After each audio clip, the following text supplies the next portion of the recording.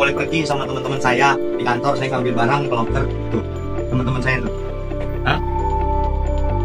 Nah, teman-teman saya juga saya di tangga. Saya pengen pamit, ini saya dikeluarin, putus kontrak. Dari tanda tangannya Burtesi Ariati, katanya. Saya nggak tahu ya alasannya apa. Hampir 10 tahun lah pengabdian saya ya di Damkar. Mungkin saya bikin pengakuan sekarang untuk warga kota Depok. Saya juga udah nyakin beda.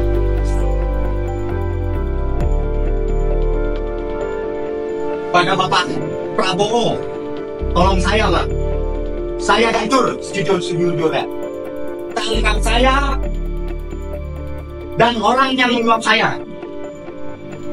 Saya akui saya menerima uang suap, tetapi saya memberikan uang suap tersebut ke panti asuhan dan tempat ibadah, juga anggota lainnya. Pak, tangkap saya Pak, dan orang yang menyuap saya Pak.